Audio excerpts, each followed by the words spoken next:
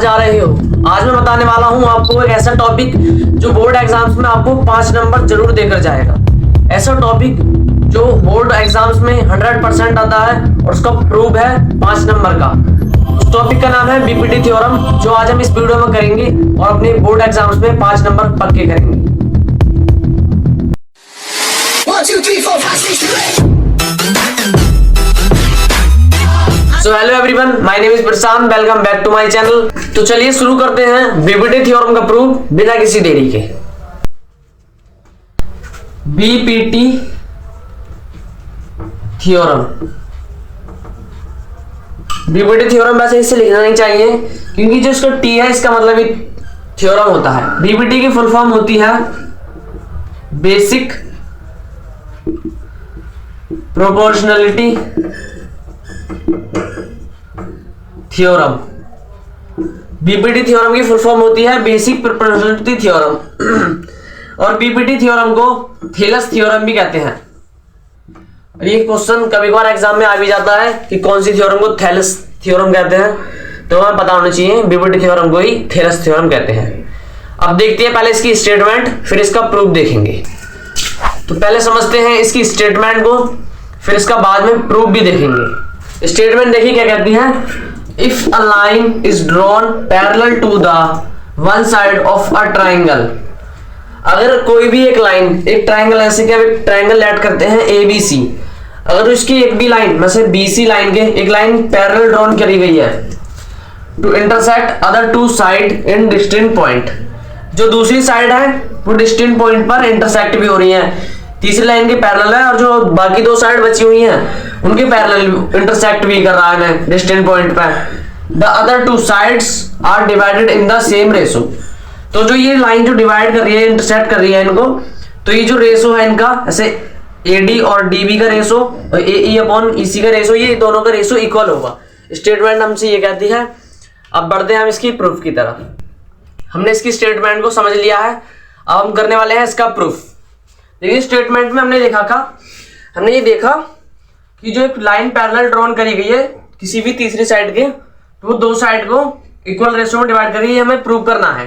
हमें गिवन दे रखा है ये इसके पैरेलल है, तो हमें इसकी प्रूव करना है। तो देखिए इसे कैसे प्रूव करेंगे। सबसे पहले हमें इसमें कंस्ट्रक्शन करना है। इस पे यहाँ पे परपेंडिकुलर डालनी है, परपेंडिकुलर डाल के इस पे यहाँ पर परपेंडिकुलर डालनी है इस वाली लाइन पर AE पर। इसका नाम हो तो N, इसका M। D और C को ज्वाइन कर दो और B और E को ज्वाइन कर दो। अब इसके बाद देखिए इतना काम करने के बाद हमें अब करना है इसमें एरिया निकालना है। एरिया ऑफ ट्राइंगल ADE क्या निकलेगा? एरिया ऑफ ट्राइंगल ADE जिसमें परपेंडिकुलर है वो है base 1/2 into base into height कितना है, ये जो परपेंडिकुलर डिस्टेंस है EN। अब हमें निकालना है इस वाले ट्राइंगल का एरिया BDE जो ये है, एरिया ऑफ ट्राइंगल BDE निकलेगा 1/2 इंटू इसकी बेस क्या बनेगी, इसकी बेस बनेगी DB इंटू इसकी इस वाले ट्राइंगल की जो हाइट होगी, इसकी जो हाइट होगी वो होगी ये जो इस पूरी लाइन पर जो परपेंडिकुलर है इसको जो हाइट निकलेगी वो इसकी यही निकलेगी, जो हाइट है वो है इसकी EN। इस इक्वेशन फर्स्ट, इस इक्वेशन सेकंड बना लो। इक्वेशन फर्स्ट से इक्वेशन सेकंड को डिवाइड कर दो, डिवाइड करना हमें। तो area of triangle ADE upon area of triangle BDE equal हो जाएगा 1/2 into AD into EN upon 1/2 into DB into EN। EN से EN कैंसिल हो गया, हाफ से हाफ कैंसिल हो गया, हमारे पास निकल कर आया है AD अपॉन DB।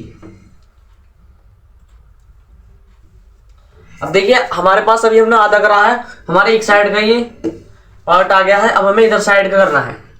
इधर साइड के लिए अभी देखिए इसमें रफ करते हैं, फिर अगली साइड पर बढ़ते हैं। तो देखिए जो अभी हमने यहाँ पर किया था वो हमने यहाँ पर लिख दिया है। अब बढ़ते हैं इधर साइड, ये जो वाला हमें निकालना है। तो देखिए इसमें करना है, इस वाला निकालना है, इधर तरफ से इस वाले एरिया का, ट्रायंगल का एरिया निकालना है। तो area of triangle AED, AED का निकलेगा हाफ, इसकी बेस निकलेगी यही AE, और हाइट है इसकी ये DM, ये वाली जो है, क्योंकि AE पर ये परपेंडिकुलर है तो ये होगी DM। अब यहाँ पर हमें निकालना है इसका एरिया। तो एरिया ऑफ ट्रायंगल CED मिलेगा हाफ EC मल्टीप्लाई, इसकी भी हाइट जैसे इसका जो पूरा ट्रायंगल है ये वाला इस वाली लाइन पर है, तो इसकी जो हाइट होगी यही वाली होगी, हाइट है इसकी DM। इसी तरीके से हम इसे मान लेते हैं इक्वेशन थर्ड, इसे मान लेते हैं इक्वेशन फोर्थ। अब इन्हें डिवाइड करेंगे, divide equation third and fourth. जब डिवाइड करेंगे तो आएगा area of triangle AED on area of triangle CED equal, ये हाफ से हाफ कैंसिल हो जाएगा, DM से DM कैंसिल हो जाएगा, तो आ जाएगा AE अपॉन EC। तो देखिए अब हमारे पास ये आया है area of triangle AED upon, और एक निकल कर आया है ये। तो देखिए हमें ना इक्वल प्रूव करना है। इक्वल प्रूव करने के लिए एरिया ऑफ ट्रायंगल AED और ADE, AED और ADE ये दोनों ट्रायंगल तो सेम है, तो इनका तो एरिया सेम हो जाएगा, तो ऊपर वाला तो सेम हो गया। अब देखिए नीचे वाला CED मतलब ये वाला ट्रायंगल, और BDE मतलब ये वाला ट्रायंगल। अब इक्वल देखिए कैसे है, ये है इक्वल जब भी किस दो ट्रायंगल पैरेलल लाइंस के बीच में आ जाए, जब भी कोई दो ट्रायंगल्स पैरेलल लाइंस के बीच में आ जाएंगे, दो पैरेलल लाइंस के बीच में आ जाएंगे, तो उनका एरिया सेम हो जाएगा अगर उनकी बेस सेम हो।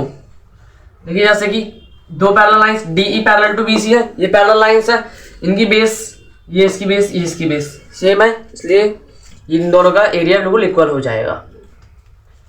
देखिए इसे कैसे लिखेंगे, यहाँ से एरिया ऑफ ट्रायंगल AED तो इसके तो इक्वल है ही, इसको इसके इक्वल क्यों लिख दिया हमने, क्योंकि इसकी लाइन पैरेलल है, इसके इक्वल है। पैरेलल जो कोई दो ट्रायंगल, इस वाले ट्रायंगल की बेस ये है, इस वाले में भी ये है, तो जो बेस सेम आ रही है इसकी वजह से क्या हो जाएगा, ये इक्वल प्रूफ हो जाएंगे। और उसके बाद यहाँ पर हमारे सामने आएगा AD upon DB equal AE upon EC, जो कि हमें प्रूव करना था। यहाँ से होती है BPT theorem prove. I hope आपको वीडियो अच्छी लगी होगी। वीडियो को लाइक और शेयर जरूर करें। अगर आप चैनल पे नए हो तो चैनल को सब्सक्राइब जरूर करें।